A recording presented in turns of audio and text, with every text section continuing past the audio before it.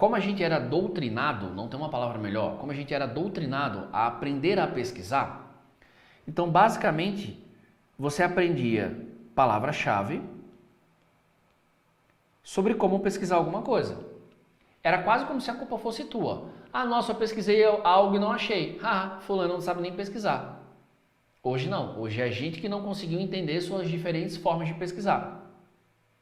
Lembra disso. Então, o que acontece? Vamos lá. Eu vou usar o mesmo exemplo da live que eu dei em 2019. Tá?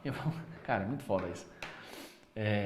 Eu estou usando o tablet, mas eu posso usar a minha live de 2019, porque eu estou explicando isso desde 2019. Então, vamos lá, né? Vamos pegar uma apresentação que eu gravei em 2019 para explicar o que o Google fez agora. Se você digitar passagem Maceió, aí em seguida você digita aluguel de carro, aí depois você digita hotel em Maceió, e aí depois você digita, deixa eu ter certeza aqui que tá aparecendo, tá? E aí depois você digita restaurante, e aí depois você digita o que fazer em Maceió. Preste atenção e viaje junto comigo, tá? A palavra-chave por si só, ela não tem mais um significado totalmente amplo. Por quê? Porque se eu estiver fazendo essa pesquisa antes de viajar, eu estou me planejando, concordam? Se eu estiver fazendo, percebe o contexto, eu estou me planejando ainda. Eu vou no restaurante agora, vamos pegar aqui, por exemplo, restaurante. Eu estou há 2 semanas de viagem, eu estou querendo saber para qual restaurante eu vou. Agora, se eu estou na cidade, próximo do horário de almoço, o contexto é outro. Os sinais contextuais são outros. Se eu estou em Maceió, próximo da hora do almoço e próximo de alguns restaurantes, o Google vai colocar grana lá em cima para mostrar o anúncio desses restaurantes. Na minha busca no Google, ele vai focar em quê? Em artigo ou em vídeo? Ele vai focar em locais.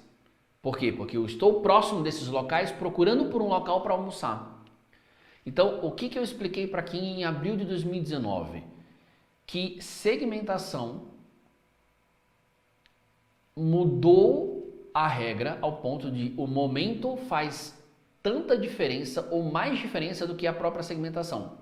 Então, quando você segmenta por guincho 24 horas, que eu dou muito esse exemplo, se você está na estrada é outro contexto. Se você estava numa viagem e parou e depois pesquisou isso é outro contexto. Quem entendeu a viagem? Quem entendeu, escreve aí, eu entendi. Você está viajando, o Google sabe que você está em movimento. Aí você fala, Adriano, para de falar absurdo, o Google não sabe que eu estou em movimento. Tá bom, você usa o Google Maps ou o Google Waze, que é do Google, ele não sabe que você está em movimento, tá bom. Ele sabe, lógico que ele sabe, você está usando uma ferramenta dele. Aí você parou, você estava na viagem aqui, pá, aí você parou o carro, aconteceu alguma coisa, quebrou, pneu furou, e você pesquisou guincho 24 horas. Naquele contexto, tem muito mais poder de fechamento. O Google entende todos esses sinais, e o Google está falando sobre esses sinais desde 2019. Então, qual que é a grande parada? A grande questão é, nessa mesma apresentação de 2019, que eu poderia usar ela para explicar, inclusive quem fez essa apresentação foi o meu irmão, o André.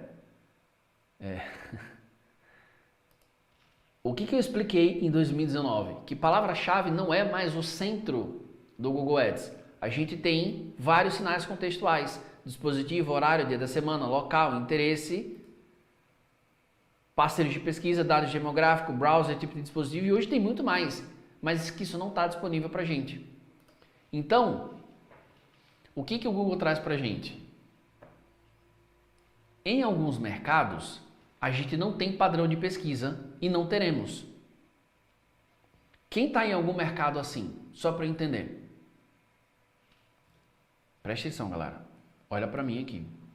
Existem mercados que nós não temos padrão de pesquisa.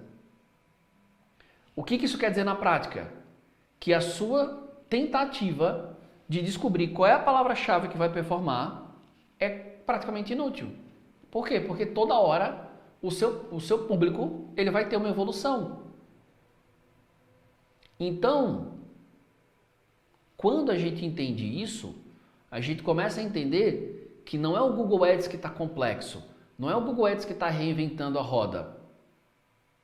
É simplesmente as pessoas que estão evoluindo. É só isso. São as pessoas evoluindo. E a partir do momento que as pessoas estão evoluindo, o Google cria uma ferramenta como o Google Lens. Por quê? Porque tem gente que não sabe o nome de um produto. Ele tira uma foto e pesquisa, que é para não perder tempo pesquisando o nome do produto. Beleza.